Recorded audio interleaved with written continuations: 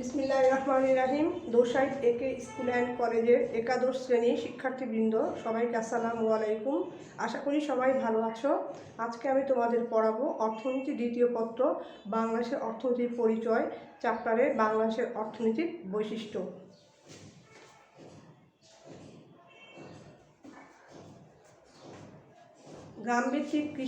গ্রামভিত্তিক কৃষি প্রধান দেশ বাংলাদেশ। স্বাধীনতা উত্তর 4 দশক পর নতুন সহস্রাব্দে বাংলাদেশের অর্থনীতিতে তেজিভাব লক্ষ্য করা যাচ্ছে। বিশ্বে বাংলাদেশ উন্নয়ন একটি মডেল হিসেবে বিবেচিত হচ্ছে। মানব সম্পদের উন্নয়ন ও দক্ষতা বৃদ্ধি, মাথাপিছু আয় বৃদ্ধি, বৈদেশিক বিনিয়োগ বৃদ্ধি, আর্থসামাজিক উন্নয়নের লক্ষ্যে সরকারি বেসরকারি বিনিয়োগ বৃদ্ধি ইত্যাদির ফলে দারিদ্র্য দূরীকরণের মাধ্যমে টেকসই উন্নয়নের দিকে দেশ অগ্রসর হচ্ছে। এরূপ পরিস্থিতিতে 1 জুলাই 2015 সালে বিশ্ব ব্যাংক বাংলাদেশকে নিম্ন আয়ের দেশ থেকে নিম্ন মধ্যম আয়ের দেশ হিসেবে স্বীকৃতি দিয়েছে। আবার জাতিসংঘ মার্চ 2018 সালে বা 18 সময়ে বাংলাদেশকে উন্নয়নশীল দেশ হিসেবে প্রাথমিক স্বীকৃতি দিয়েছে, যদিও উন্নয়নশীল দেশের চূড়ান্ত স্বীকৃতি পাওয়া যাবে 2024 সালে।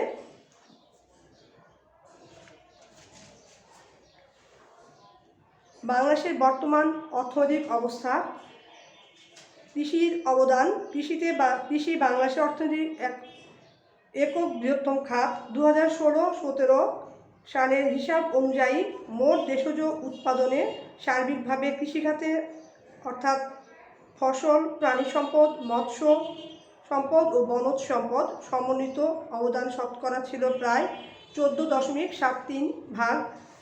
শস্য ও শাকসবজি, প্রাণী সম্পদ এবং বনজ সম্পদ উপখাত সমূহের সমন্বয়ে কৃষি ও বনজ খাতের অবদান জিডিপিতে 11.12%। মৎস্য খাতের অবদান জিডিপিতে ছিল 3.61%। 2016 সালের লেবার ফোর্স সার্ভে 2016 এর সমীক্ষায় দেখা যায় এখনও দেশের 40.6% বা শতাংশ জনশক্তি কৃষিক্ষেত্রে নিয়োজিত, অর্থাৎ মোট জনশক্তির 40.6% কৃষিক্ষেত্রে অর্থাৎ কৃষি খাতে নিয়োজিত আছে। কৃষির ক্রমোন্নতি 2 নম্বর, বর্তমানে বাংলাদেশের অর্থনৈতিক অবস্থার 2 নম্বর পয়েন্ট। কৃষির ক্রমোন্নতি। বর্তমানে কৃষি উৎপাদন ব্যবস্থায় আধুনিকায়নের বাতাস বইছে। উৎপাদকগণ পূর্বাপেক্ষা অধিক সচেতন ও দায়িত্ববান, তাই গুরুত্ব অনুভব করে তারা উন্নত বীজ, সার, কীটনাশক, সেচ সুবিধার বন্দোবস্ত করে অধিক উৎপাদনে মনোনিবেশ করছে। শিল্পের উন্নয়নে কর্মসূচি গ্রহণ। বর্তমান সরকার শিল্প স্থাপনে অধিক উৎসাহপূর্ণ কর্মসূচি গ্রহণ করেছে। নতুন উদ্যোক্তা সৃষ্টিতে সরকার সুপরামর্শ, দেশের বিভিন্ন স্থানে রপ্তানিমুখী অর্থনৈতিক অঞ্চল নির্মাণ, বিনিয়োগ নীতি সহজীকরণ, ট্যাক্স হলিডে ঘোষণা, শিল্প নিরাপত্তা বৃদ্ধি, মূলধনের অবাধ প্রবাহ নিশ্চিতকরণ, বৈদেশিক বিনিয়োগকারীদের আকর্ষণের জন্য নানা প্যাকেজ সুবিধা প্রদান, বিদেশে বাজার সৃষ্টিতে নানা দেশের সাথে বন্ধুত্ব স্থাপন ও চুক্তি সম্পাদন করেছে। এর সুফলও পাওয়া যাচ্ছে। দেশজ উৎপাদনে শিল্প খাতের অবদান শতকরা 2005-6 সালে ছিল 25.39% এবং 2009-10 সালে ছিল 26.78%। 2016-17 সালে শিল্প খাতের অবদান ছিল 32.42%। 2017-18 সালে ছিল 33.73%। আগামী 1 দশকের মধ্যে বাংলাদেশে যে শিল্পখাত গড়ে উঠবে তাতে আশা করা যায় মোট দেশজ উৎপাদনে অর্থাৎ জিডিপিতে শিল্প খাতের অবদান 30-40% এবং মোট কর্মরত জনশক্তি প্রায় 35% উন্নীত হবে। এবার জনসংখ্যা বৃদ্ধির হার হ্রাস। 1991 সালের হিসাব অনুযায়ী জনসংখ্যা বৃদ্ধির হার ছিল 2.17% এবং বাংলাদেশের অর্থনৈতিক সমীক্ষা 2018 অনুযায়ী জনসংখ্যা বৃদ্ধির হার হ্রাস পেয়ে 1.3%-এ উন্নীত হয়। বেকার সমস্যা। বাংলাদেশে তীব্র বেকার সমস্যা বিরাজমান। জনসংখ্যা বৃদ্ধির তুলনায় বাংলাদেশে সঞ্চয় ও মূলধন গঠনের হার কম, যার ফলে বিনিয়োগ আশানুরূপ নয়। তাই বেকার সমস্যার তেমন উন্নতি হয়নি। তবে বৈদেশিক বিনিয়োগকারীগণ যেহেতু এদেশে বিনিয়োগ করতে আগ্রহ প্রকাশ করছে, সরকারি ও বেসরকারি উদ্যোগে ইপিজেড, অর্থাৎ ইপিজেড হচ্ছে সংক্ষিপ্ত নাম export processing zone authority, EPZ, এবং অর্থনীতি অঞ্চল চালু হচ্ছে। ন্যাশনাল সার্ভিস প্রবর্তনের ফলে আশা করা যায় অদূর ভবিষ্যতে এই সমস্যা হ্রাস পাবে, অর্থাৎ বেকার সমস্যা অদূর ভবিষ্যতে হ্রাস পাবে। মাথাপিছু আয়। ওয়ার্ল্ড ডেভেলপমেন্ট রিপোর্ট 2014 এর হিসাব অনুযায়ী বাংলাদেশের মাথাপিছু আয় জিএনআই, অর্থাৎ গ্রোস ন্যাশনাল ইনকাম বা জিএনআই, $840 মাথাপিছু আয়। বাংলাদেশ পরিসংখ্যান ব্যুরোর সর্বশেষ তথ্যানুযায়ী মাথাপিছু আয় বর্তমানে $1909।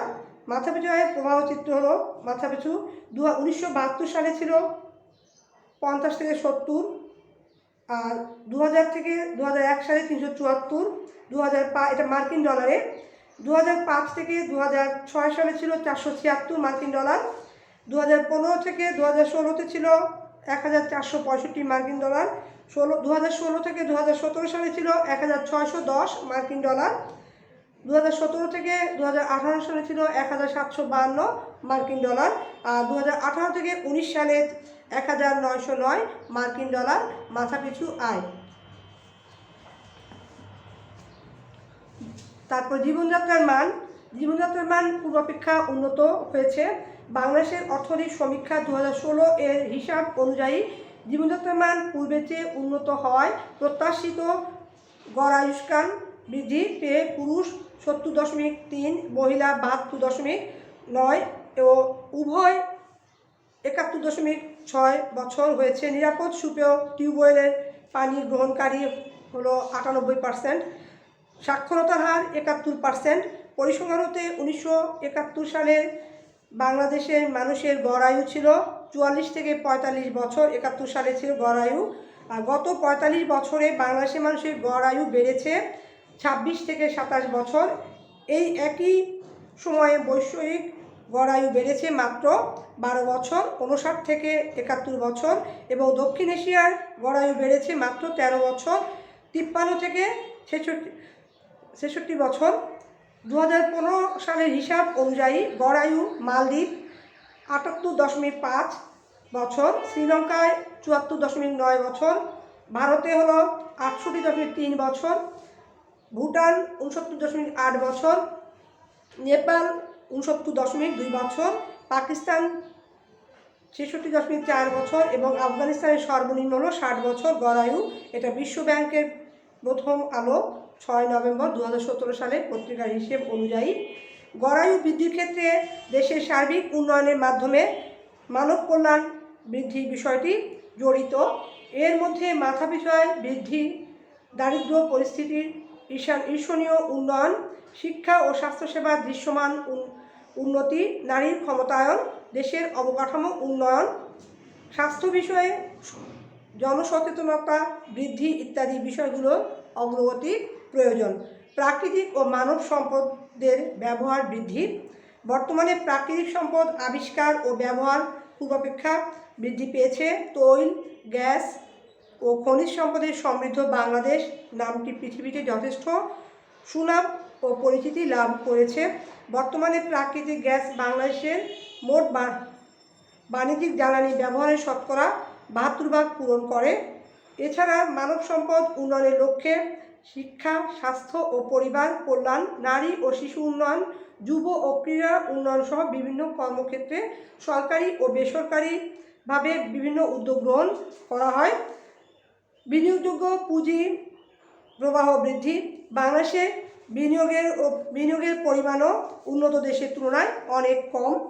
বর্তমানে দেশে বিনিয়োগ বৃদ্ধির লক্ষ্যে সরকার অনেক উদ্দীপনামূলক সহযোগিতামূলক নীতি গ্রহণ বা ঘোষণা করেছে।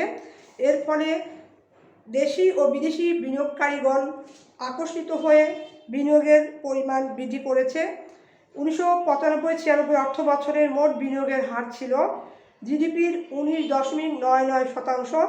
পক্ষান্তরে 2017-18 অর্থ বছরে জাতীয় বিনিয়োগ বৃদ্ধির হার বৃদ্ধি পেয়ে দাঁড়িয়েছে 31.47%। বা খাদ্য শস্য ও পুষ্টিহীনতা সবার জন্য খাদ্য নিশ্চিত করার মাধ্যমে বাংলাদেশ খাদ্যে স্বয়ংসম্পূর্ণতা অর্জন করতে পেরেছে। অর্থাৎ কৃষিখাতে সর্বোচ্চ অগ্রাধিকারপ্রাপ্ত হিসেবে চিহ্নিত করা হয়েছে কৃষিখাতকে খাদ্যের স্বয়ংসম্পূর্ণতা অর্জনের জন্য। অধিক জনসংখ্যা কিন্তু সে তুলনায় কৃষি উৎপাদন কম হওয়ায় বাংলাদেশে খাদ্য ও পুষ্টিহীনতার ঘাটতি বিদ্যমান। বর্তমানে উন্নত সার, বীজ, কীটনাশক এবং প্রযুক্তি ব্যবহারের ফলে দিন দিন শস্য উৎপাদনের পরিমাণ বৃদ্ধি পাচ্ছে। 2005-06 অর্থ বছরে খাদ্যশস্য উৎপাদন হয় 272.68 লক্ষ মেট্রিক টন। পক্ষান্তরে 2017-18 সালে খাদ্যশস্যের উৎপাদনের লক্ষ্যমাত্রা ছিল 407.14 লক্ষ মেট্রিক টন নির্ধারণ করা হয় এবং 2016-17 সালে খাদ্যশস্যের মোট উৎপাদন হয়েছে 386.34 লক্ষ মেট্রিক টন। আমাদের দৈনন্দিন খাদ্যে প্রাণীর আমিষে প্রায় 60% আসে মাছ থেকে। সরকারের গৃহীত বার্ষিক উন্নয়ন কর্মসূচি ADP-তে মাধ্যমে ধীরে ধীরে খাদ্য সমস্যা ও পুষ্টিহীনতা হ্রাসের উদ্যোগ নেওয়া হয়েছে। অর্থনৈতিক ও সামাজিক অবকাঠামো।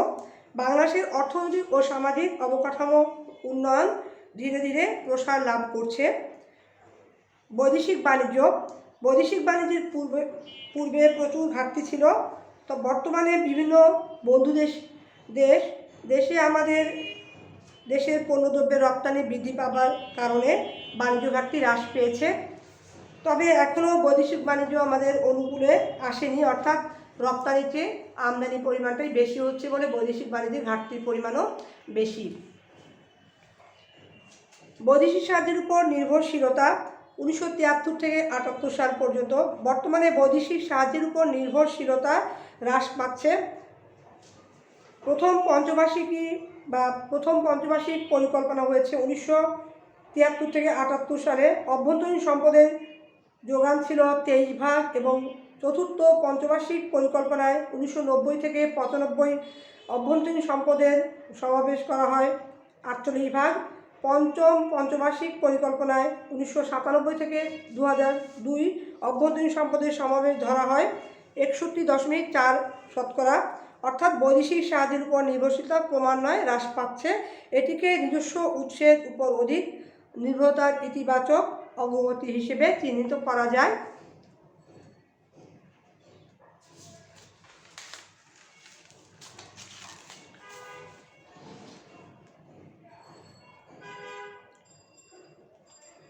এবার শিক্ষার হার। দেশে বর্তমানে শিক্ষার হার বৃদ্ধি পেয়েছে, সাক্ষরতার হারও বৃদ্ধি পেয়েছে। ইতিমধ্যে অনেক জেলাকে সরকার নিরক্ষরতা মুক্ত ঘোষণা করেছে। 2016 সালের হিসাব অনুযায়ী বাংলাদেশের সাক্ষরতার হার 71% এবং এই সমীক্ষাটা হচ্ছে 2018 সালের হিসাব অনুযায়ী। আর সামাজিক কুসংস্কার। বর্তমানে শিক্ষার হার বৃদ্ধির সাথে সাথে মানুষের জীবনযাত্রার মানের উন্নতির ফলে সামাজিক নানা কুসংস্কার নিয়ন্ত্রণ হয়েছে। বর্ণ বৈষম্য, বিভিন্ন ধরনের গোঁড়ামি, বাল্য ও বহুবিবাহ অনেক হ্রাস পেয়েছে। কারিগরি জ্ঞানের প্রসার। দেশে বর্তমানে যুবকদের মধ্যে বৈজ্ঞানিক ও কারিগরি জ্ঞানের যথেষ্ট প্রসার ঘটছে। কম্পিউটার শিক্ষা গ্রহণ করে এবং এর নানামুখী ব্যবহারের প্রতি যুবকদের আগ্রহ বৃদ্ধি পাচ্ছে।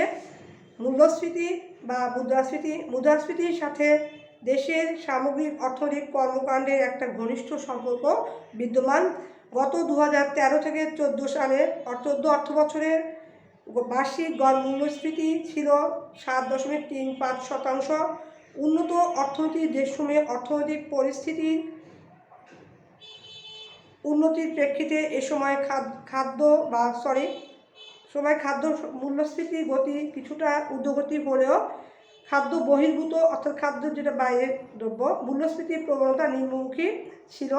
আন্তর্জাতিক বাজারে জ্বালানি তেলের মূল্যবৃদ্ধির প্রবণতা এবং প্রাথমিক পণ্যের মূল্যবৃদ্ধি প্রবৃদ্ধির কারণে বিশ্বব্যাপী মূল্যস্ফীতি বৃদ্ধি পেয়েছে।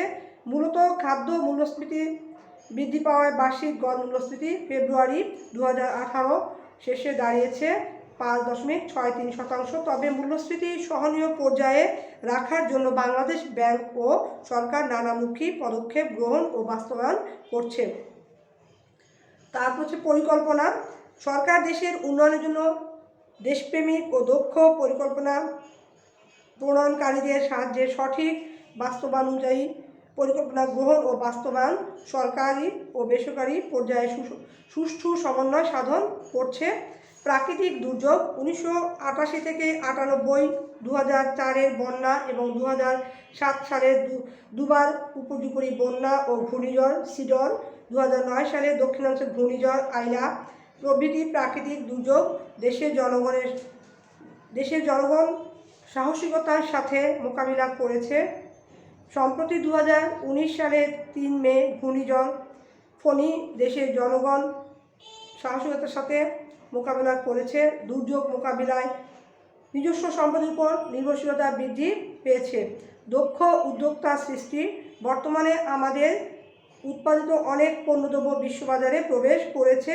দেশীয় দক্ষ উদ্যোক্তার সংখ্যা দিন দিন বৃদ্ধি পাচ্ছে। দারিদ্র্য বিমোচন। দারিদ্র্য বিমোচন তথা অর্থনৈতিক উন্নয়ন বহুমাত্রিক, জটিল ও বিরাট চ্যালেঞ্জ। এ লক্ষ্যে অর্থনৈতিক প্রবৃদ্ধি, উচ্চ হারে বৃদ্ধি সহ সামগ্রিক অর্থনৈতিক কর্মকাণ্ডে দরিদ্রদের অংশগ্রহণ নিশ্চিত করে সরকারি ও বেসরকারি পর্যায়ে বিভিন্ন কর্মসূচি নেওয়া হয়েছে ও হচ্ছে। ফলে তাদের মাথাপিছু আয় ও ভোগ বৃদ্ধি পাচ্ছে। বেসরকারীকরণ। দেশের সার্বিক অর্থনৈতিক উন্নয়নের স্বার্থে বেসরকারি খাতের তৎপরতা বৃদ্ধির লক্ষ্যে বেসরকারি খাত উন্নয়নকে বিশেষ গুরুত্ব প্রদান করা হয়েছে। এই উদ্দেশ্যে বিভিন্ন নীতি ও সংস্কার কর্মসূচি হাতে নেওয়া হয়েছে। দেশের বর্তমান শিল্পনীতি, বাণিজ্য নীতি এবং ষষ্ঠ পঞ্চবার্ষিক পরিকল্পনায় এ খাত উন্নয়নের বিষয়টি প্রতিফলিত হয়েছে, অর্থাৎ বেসরকারীকরণের খাতের উন্নয়নের কথা বলা হয়েছে এখানে। মুক্তবাজার অর্থনীতিতে বেসরকারি খাতের উন্নয়নের মূল চালিকা শক্তি হিসেবে গণ্য করা হয়েছে। এ লক্ষ্যে বেসরকারীকরণ কমিশন গঠন করেছে। 1993 সাল থেকে ফেব্রুয়ারি 2016 পর্যন্ত মোট 81টি প্রতিষ্ঠান বেসরকারীকরণ করা হয়েছে। এর মধ্যে 58টি প্রতিষ্ঠান সরাসরি বিক্রির মাধ্যমে এবং 23টি প্রতিষ্ঠান কোম্পানির শেয়ার বিক্রির মাধ্যমে বেসরকারীকরণ করা হয়েছে। বর্তমানে প্রাইভেটাইজেশন কমিশন কর্তৃক 15টি প্রতিষ্ঠান বেসরকারীকরণের কাজ চলছে।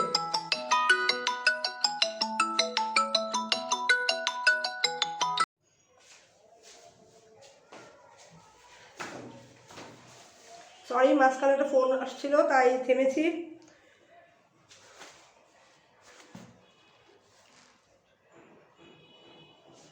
আচ্ছা, এবার হলো বর্তমানে বাংলাদেশের অর্থনৈতিক অবস্থা। আর্থিক খাত সংস্কার।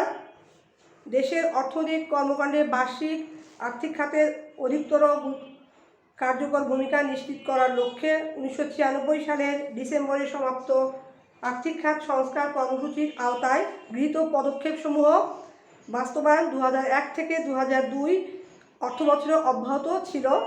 বর্তমানে এই সংস্কার কর্মসূচিকে আরও সময়োপযোগী করা হয়েছে। প্রত্যাশিত আর্থসামাজিক প্রবৃদ্ধি অর্জনে আর্থিক খাতের ভূমিকা বৃদ্ধির লক্ষ্যে বহুবিধ উদ্যোগ গ্রহণ করা হয়েছে, যেমন টাকার বাজার ভিত্তিক ভাসমান বিনিময় হার চালু করা হয়েছে। ঋণ বাজারে উচ্চ সুদের হারের জড়তা নিরসন করে সুদ হার নিম্নমুখী করার বিশেষ উদ্যোগ নেওয়া হয়েছে। উৎপাদনশীল খাতে ঋণ প্রবাহ বৃদ্ধি এবং আর্থসামাজিক উন্নয়নে আরও গুরুত্বপূর্ণ ভূমিকা পালনের লক্ষ্যে ব্যাংক ও আর্থিক প্রতিষ্ঠানসমূহকে সুদের হার যুক্তিসঙ্গত পর্যায়ে নির্ধারণের জন্য উৎসাহিত করা হচ্ছে। ব্যাংকিং খাতকে আরও শক্তিশালী করে এবং একে আন্তর্জাতিক প্রতিযোগিতামূলক স্তরে উন্নীত করা হয় এবং মূলধন সংরক্ষণ আরও ঝুঁকি সহনশীল ও সুদৃঢ় করার উদ্যোগ নেওয়া হয়েছে। 4 নম্বর পয়েন্ট হচ্ছে বাংলাদেশ ব্যাংক আধুনিকীকরণ, সার্বভৌম ঋণ মান নির্ধারণ, মানি লন্ডারিং প্রতিরোধ আইন 2012, মানি লন্ডারিং প্রতিরোধ বিধিমালা 2013, অর্থঋণ আদালত আইন, সন্ত্রাস বিরোধী সংশোধন আইন 2013, আর্থিক গোয়েন্দা ইউনিট FIU চালু করা হয়েছে। এছাড়া বাণিজ্যিক ব্যাংকসমূহের ন্যূনতম মূলধন এর পাশাপাশি আপাতকালীন মূলধন সংরক্ষণ নীতিমালাও চালু করা হয়েছে। 5 নম্বর পয়েন্ট আন্তর্জাতিক মানদণ্ডের আলোকে আর্থিক গোয়েন্দা আইন FIUকে শক্তিশালীকরণের লক্ষ্যে ব্যাংকসমূহের নগদ লেনদেনের প্রতিবেদন এবং সন্দেহজনক লেনদেন প্রতিবেদনের অনলাইন রিপোর্টিং ও বিভিন্ন রিপোর্টিং সংস্থা হতে প্রাপ্ত সন্দেহজনক লেনদেন প্রতিবেদন কার্যকর বিশ্লেষণের লক্ষ্যে United Nations office on drugs and crime, সংক্ষেপে UNODC হতে ক্রয়কৃত GoAML সফটওয়্যারটি কার্যক্রম শুরু হয়েছে। এছাড়াও বিমা আইন 2010, বিমা উন্নয়ন ও নিয়ন্ত্রণ কর্তৃপক্ষ আইন 2010 এবং পুঁজিবাজারকে গতিশীল ও সমৃদ্ধ করার লক্ষ্যে পুঁজিবাজার পুনর্গঠনে নানাবিধ পদক্ষেপ উল্লেখযোগ্য, যেমন সকল শেয়ারের অভিহিত মূল্য 10 টাকা করা হয়েছে, পরিচালকদের ক্ষেত্রে সম্মিলিতভাবে পরিশোধিত মূলধনের 30% এবং এককভাবে 2% শেয়ার ধারণ বাধ্যতামূলক এবং ঋণ সীমা পুনর্নির্ধারণ প্রভৃতি। সরকার সংস্কার কর্মসূচিতে আইনগত সংস্কার, আর্থিক বুনিয়াদ আরও শক্তিশালী করার লক্ষ্যে তহবিল ও তারল্য ব্যবস্থাপনা উন্নয়ন, ব্যাংক সমূহের পরিচালন দক্ষতা বৃদ্ধিসহ পুঁজিবাজার উন্নয়নে বহুমুখী পদক্ষেপ গ্রহণ করেছে। এর ফলে আর্থিক খাতে ঋণ ঝুঁকি অর্থাৎ ক্রেডিট রিস্ক বা ঋণ ঝুঁকি, বাজার ঝুঁকি ও পরিচালনা ঝুঁকি মোকাবিলা করা সম্ভব হবে। এবার আসলে রাজনৈতিক স্থিতিশীলতা। বাংলাদেশের রাজনৈতিক স্থিতিশীলতা যথেষ্ট অভাব রয়েছে, অর্থাৎ এদেশে হরতাল, ধর্মঘট, অগ্নিসংযোগ, ভাঙচুর এগুলো লেগেই আছে। এ কারণে সঠিক উন্নয়ন পরিকল্পনা প্রণয়ন ও বাস্তবায়ন সম্ভব হচ্ছে না রাজনৈতিক অস্থিতিশীলতার কারণে। রাজনৈতিক স্থিতিশীলতা বিদ্যমান থাকলে উন্নয়নের গতি দ্রুত হওয়ার মাধ্যমে কাঙ্ক্ষিত লক্ষ্যে পৌঁছা সম্ভব হবে। সামাজিক নিরাপত্তামূলক খাত। সরকার জনকল্যাণে দারিদ্রতা লাঘবে বিভিন্ন কর্মসূচি বাস্তবায়ন করছে, যেমন দরিদ্র বয়োজ্যেষ্ঠদের জন্য বয়স্ক ভাতা, গৃহহীন দরিদ্রদের ঋণ ও অনুদান প্রদানের জন্য গৃহায়ন তহবিল গঠন, সামাজিক সুরক্ষার আওতায় গর্ভধারিণী হতদরিদ্র মাকে প্রতি মাসে ভাতা প্রদান, দেশে বেকার যুবকদের কর্মসংস্থানের লক্ষ্যে কর্মসংস্থান ব্যাংক স্থাপন এবং ন্যাশনাল সার্ভিস প্রবর্তন সহ নানা আত্মকর্মসংস্থানমূলক প্রকল্প গ্রহণ।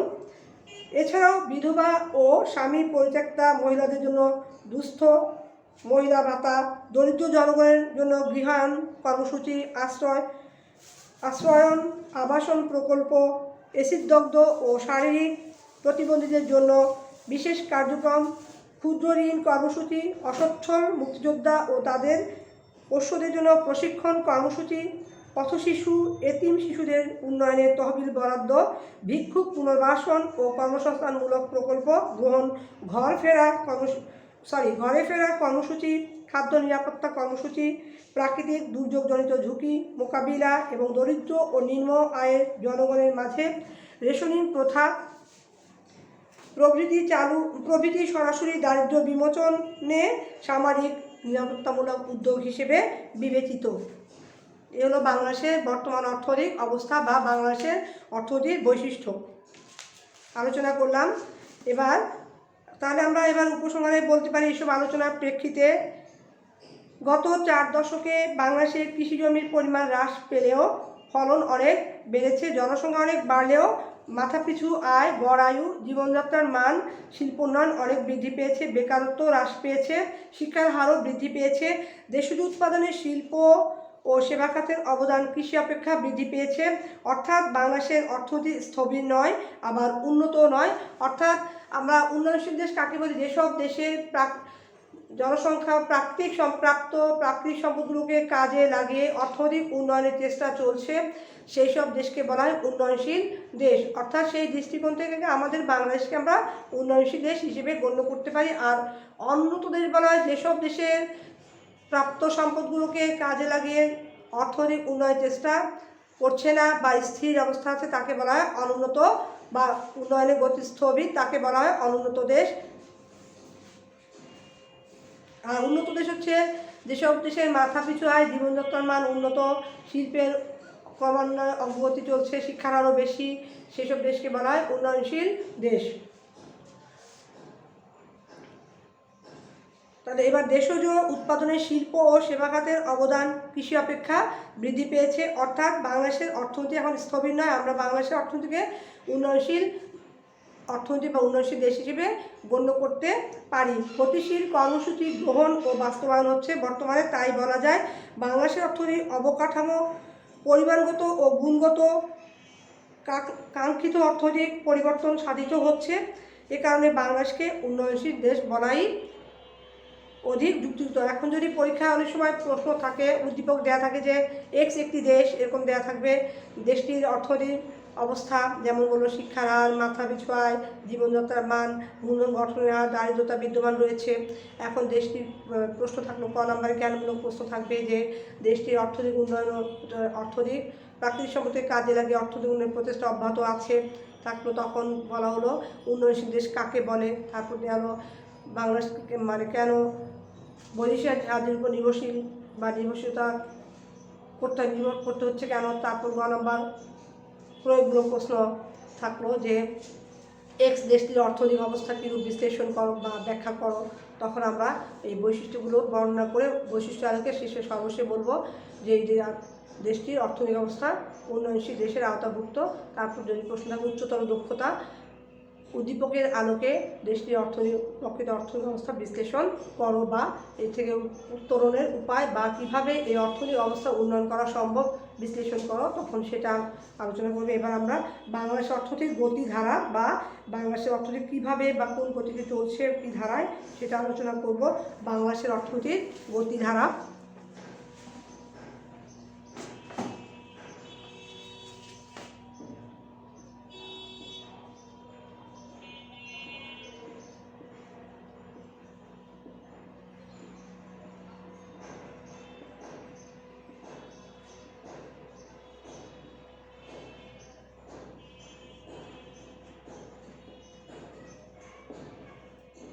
এবার পড়াবো বাংলাদেশের অর্থনৈতিক গতিধারা।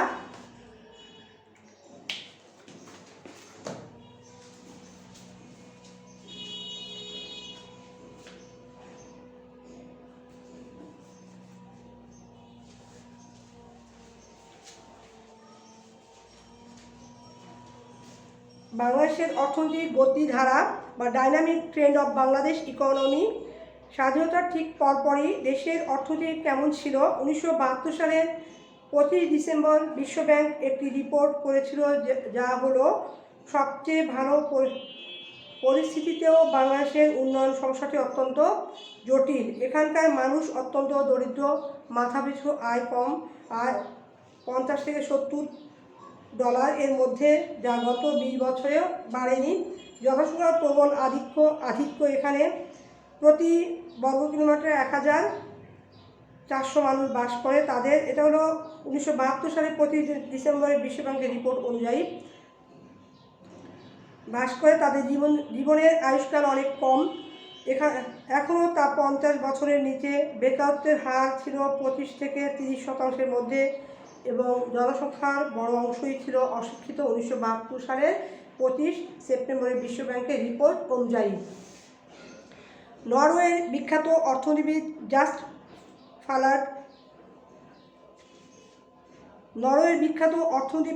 জাস্ট ফালান্ড এবং অন্য একজন অর্থনীতিবিদ জে আর পার্কিনসন 1976 সালে 203 পৃষ্ঠার একটি গ্রন্থ রচনা করেন, যা হলো Bangladesh the test case for development. সেখানে তারা বলেছিলেন বাংলাদেশ হচ্ছে উন্নয়ন একটি পরীক্ষা ক্ষেত্র। বাংলাদেশ যদি তার উন্নয়ন সমস্যার সমাধান করতে পারে তাহলে বুঝতে হবে যে কোনো দেশই উন্নতি করতে পারবে, যে কোনো দেশই উন্নতি করতে পারবে বলেছিলেন 203 পৃষ্ঠার লেখা একটা গ্রন্থে বলেছিলেন দুজন অর্থনীতিবিদ। এই দুই অর্থনীতিবিদ আরও বলেছিলেন এই দুই অর্থনীতিবিদ আরও বলেছিলেন যে পূর্ব ও পশ্চিম পাকিস্তান এদেশে একটি ভালো অর্থনীতি গড়ে উঠতে পারবে, আলাদা হয়ে বাংলাদেশ টিকে থাকতে পারবে না, তারা বলেছিলেন তাদের বইয়ে। দ্বিতীয়ত, এদেশে জনসংখ্যা বৃদ্ধির হার সবসময় অর্থনৈতিক অগ্রগতির তুলনায় বেশি থাকবে, ফলে অর্থনীতিতে প্রকৃত আয় কখনো বাড়বে না, আর দেশটি জন্ম থেকেই সাহায্য নির্ভর, যতদিন যাবে এই নির্ভরতা বাড়তে থাকবে বলে এই দুই অর্থনীতিবিদ মন্তব্য করেছিলেন তাদের 203 পৃষ্ঠায় রচিত গ্রন্থে। তারপর 1971 সালে হেনরি কিসিঞ্জার সহ মার্কিন নীতি নির্ধারকেরা বাংলাদেশকে একটি তলাবিহীন ঝুড়ি বা বাস্কেট কেস বলেছিলেন, কিন্তু বর্তমানে বাংলাদেশ একটি উন্নয়নশীল মিশ্র অর্থনীতির দেশ। স্বাধীনতা উত্তর প্রথম সরকার যুদ্ধ বিধ্বস্ত দেশ পুনর্গঠন আর আয় বৈষম্য দূরীকরণ, দারিদ্র্যের অভিশাপ হতে মুক্ত করার লক্ষ্যে সমাজতান্ত্রিক ভাবধারায় দেশ গঠনে মনোনিবেশ করলেও বারবার রাজনৈতিক পট পরিবর্তনের মাধ্যমে বর্তমানে নিয়ন্ত্রিত ধনতান্ত্রিক অর্থব্যবস্থায় প্রচলিত রয়েছে। সরকারি ও বেসরকারি খাতে যৌথ অংশীদারিত্বের মাধ্যমে পরিচালিত উন্নয়ন কর্মকাণ্ডের ফলে প্রবৃদ্ধির হার গত এক দশক যাবৎ 6% ঘরে ওঠানামা করছে। মাথাপিছু আয়, জীবনযাত্রার মান, গড় আয়ু বৃদ্ধি পাচ্ছে। তাহলে বাংলাদেশ অর্থনীতির গতিধারা যদি তুলে ধরি, দেখা যাবে যে অর্থের সরবরাহ বা অর্থের যোগান স্বাধীনতা উত্তর বাংলাদেশের সূচনার লগ্নে অর্থাৎ শুরুতে বাংলাদেশের 1971 সালের 17 ডিসেম্বর দেশে অর্থের সরবরাহ ছিল 546.02 কোটি টাকা, আর 1975 সালের জুন মাসে অর্থের যোগানের পরিমাণ ব্যাপক মুদ্রার M2 দাঁড়ায় 1302.40 কোটি টাকা এবং মার্চ 2018 পর্যন্ত সালের দাঁড়ায় মার্চে 2018-তে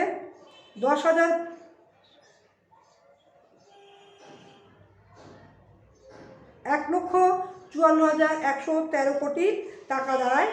তাহলে অর্থ সরবরাহের পরিমাণও বেড়েছে, আর জনসংখ্যা ও সময়ের সাথে দ্রুত বৃদ্ধি পেতে থাকে। এখন জনসংখ্যার গতিধারা তোমরা বলছি। 1974 সালে জনসংখ্যা ছিল 7.64 কোটি, 1981 সালে ছিল 8.99 কোটি, 1991 সালে ছিল 11.14 কোটি, 2001 সালে ছিল 13.15 কোটি। প্রতি 10 বছর অন্তর আদমশুমারি গণনা করা হয়। 2015-16 অর্থ বছরে ছিল 15.89 কোটি জনসংখ্যা। 2016 সালের সাময়িক প্রাক্কলন অনুযায়ী 16.08 কোটি জনসংখ্যা। শ্রমশক্তি ও কর্মসংস্থান 1995-96 সালে কৃষি, শিল্প ও সেবা খাতে নিয়োজিত শ্রমিকের হার ছিল যথাক্রমে 63.2, 7.5 এবং 12.0%, যা 2016 সালের লেবার ফোর্স সার্ভে অনুযায়ী কৃষিখাতে নিয়োজিত শ্রমিকের হার ছিল 40.6% এবং অকৃষিখাতে নিয়োজিত শ্রমিকের হার ছিল 59.4%। তথ্যতে লক্ষ্য করা যায় কৃষিতে নিয়োজিত শ্রমিকের হার হ্রাস পেলেও শিল্প ও সেবা খাতে নিয়োজিত শ্রমিকের হার বৃদ্ধি পেয়েছে। এবার কৃষি উৎপাদন কতটুকু বৃদ্ধি পেয়েছে অর্থনৈতিক গতিধারা আমরা লক্ষ্য করে জানব। কৃষি উৎপাদনের গতিধারা খুবই তাৎপর্যপূর্ণ। বাংলাদেশ কৃষিখাতে অভাবিত সাফল্য অর্জন করেছে। জনসংখ্যা বৃদ্ধির সাথে সাথে আবাদযোগ্য জমির পরিমাণ হ্রাস পেলেও কৃষি উৎপাদন অনেক বৃদ্ধি পেয়েছে। যেমন বছর মোট খাদ্যশস্য 1980 থেকে 81 সালে 149.7 ছিল লক্ষ মেট্রিক টন খাদ্যশস্য। 1990 থেকে 91 সালে 188.6 মেট্রিক টন লক্ষ মেট্রিক টন। 2012 থেকে 13 সালে ছিল 372.66 লক্ষ মেট্রিক টন খাদ্য উৎপাদনের পরিমাণ। 2016-17 অর্থ বছরে ছিল খাদ্য উৎপাদন লক্ষ মেট্রিক 386.34 লক্ষ মেট্রিক টন। এবার শিল্প উৎপাদন। বাংলাদেশের অর্থনৈতিক উন্নয়নে শিল্প খাতের অবদান এবং উন্নয়নের গতিধারা অত্যন্ত আশাব্যঞ্জক। অর্থনীতির আধুনিকায়ন ও কাঠামোগত রূপান্তর, অর্থনৈতিক ভিত্তির বৈচিত্র্যায়ন এবং ক্রমবর্ধমান উৎপাদনশীলতা অর্জন, প্রযুক্তিগত অগ্রগতি, বাহ্যিক ব্যয় সংকোচন, তড়িৎ অর্থনৈতিক প্রবৃদ্ধি অর্জন, কর্মসংস্থান সৃষ্টি এবং জনগণের আয় ও জীবনযাত্রার মান উন্নয়ন, এসব ক্ষেত্রে শিল্প উল্লেখযোগ্য ভূমিকা পালন করছে। ক্ষুদ্র ও কুটির শিল্প, মাঝারি থেকে বৃহৎ শিল্প তথা মোট শিল্পজাত ম্যানুফ্যাকচারিং হতে উৎপাদন ও প্রবৃদ্ধির হার এবার মোট প্রাপ্তি কোটি টাকায়। 1991 থেকে 92 সালে 5,411.7 অর্থাৎ 7.3 শতকরা প্রবৃদ্ধির হার। 1995-96 অর্থ বছরে 7,282.3 আর শতকরা ছিল 5.3 কোটি টাকায়। আর 2012 সালে থেকে 13 সালে ছিল 13,29,000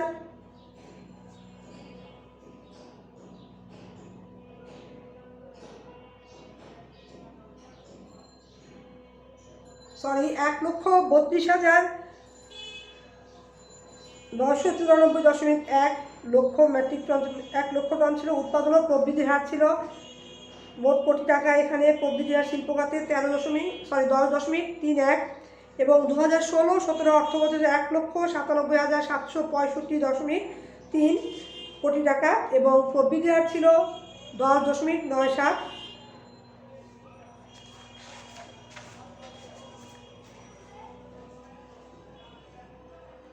সঞ্চয় ও বিনিয়োগে জিডিপি শতকরা হার ছিল। সঞ্চয় ও বিনিয়োগে দেশজ সঞ্চয় ছিল 1996-97 অর্থ বছরে ছিল 7.7 এবং 2017-18 অর্থ বছরে ছিল 23.61%। জাতীয় সঞ্চয় ছিল 14.4, 2017-18 সালে ছিল 28.07।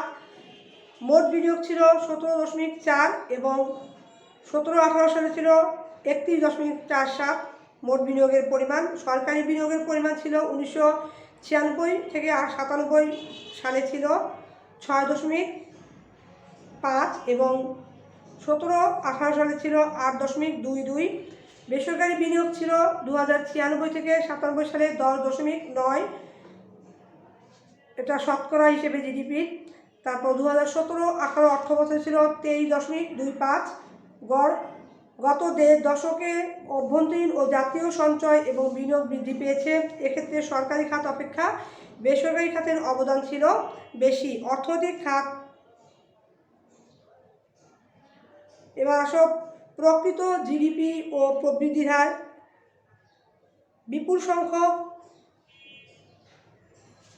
বিপুল জনসংখ্যার ভারে আক্রান্ত অর্থনৈতিকভাবে দরিদ্র বাংলাদেশ এর অভ্যুদয় হতে মোট দেশজ উৎপাদন অর্থাৎ জিডিপি, গ্রোস ডোমেস্টিক প্রোডাক্ট বা জিডিপি এর আয়তন, মাথাপিছু জিডিপি, প্রবৃদ্ধির হার সবই ছিল স্বল্প, সন্তোষজনক নয়। অবশ্যই এর পিছনে অনেক কারণও দায়ী ছিল, যেমন প্রয়োজনীয় তুলনায় অভ্যন্তরীণ খাদ্যের সরবরাহ বা উৎপাদন স্বল্প, রপ্তানি যথেষ্ট স্বল্প কিন্তু আমদানি ক্রমবর্ধমান, প্রত্যক্ষ বৈদেশিক বিনিয়োগ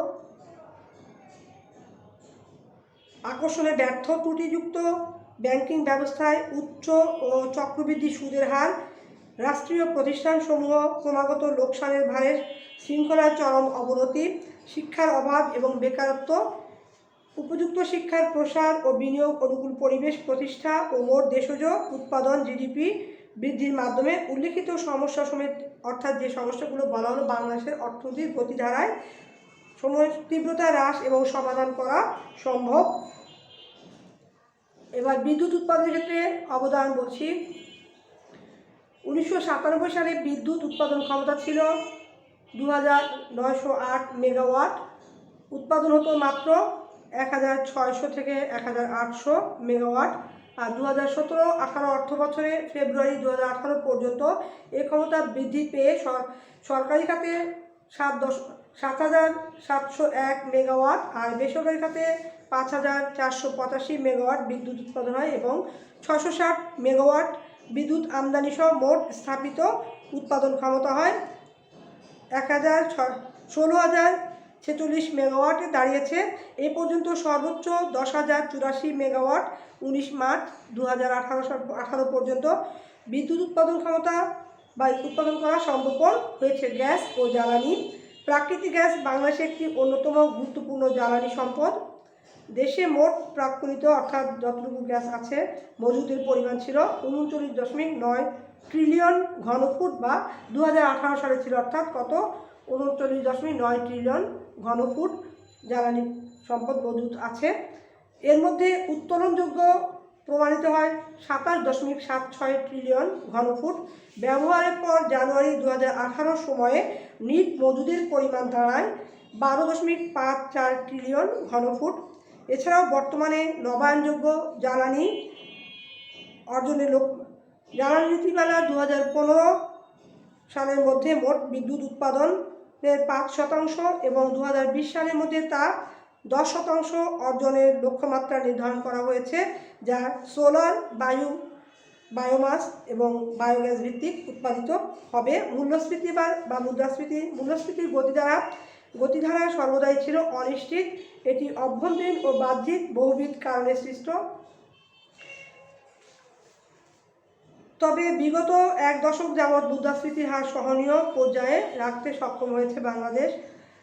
1994-95 সালে মূল্যস্ফীতি বা মুদ্রাস্ফীতি ছিল 5.2%। 2015-16 অর্থবছরে ছিল 5.92%। 2016 থেকে 17 জুন পর্যন্ত মূল্যস্ফীতি ছিল 5.44। মূলত আন্তর্জাতিক বাজারে জ্বালানি তেল ও খাদ্যপণ্যের মূল্যের পরিবর্তন, খাদ্য ও নিত্য প্রয়োজনীয় দ্রব্যের যোগান, অনুৎপাদনশীল খাতে অতিরিক্ত ঋণের প্রবাহ প্রভৃতি, আন্তর্জাতিক পরিমণ্ডলে যুদ্ধ পরিস্থিতি, মন্দা আক্রমণ, আরব বসন্ত, অভ্যন্তরীণ রাজনৈতিক অস্থিতিশীলতা প্রভৃতির কারণে মূল্যস্ফীতির গতিশীলতা বা গতিধারা পরিবর্তিত হয়। বৈদেশিক নির্ভরশীলতা হ্রাস। বাংলাদেশ সরকারের অব্যাহত প্রচেষ্টা, বিগত এক দশকে খাদ্য উৎপাদন বৃদ্ধি, অভ্যন্তরীণ সম্পদ সংগ্রহ জোরদার, রপ্তানিমুখী শিল্প প্রতিষ্ঠা, আঞ্চলিক ও আন্তর্জাতিক সম্পর্ক উন্নয়নের মাধ্যমে দেশীয় স্বার্থকে অগ্রাধিকার দেয়।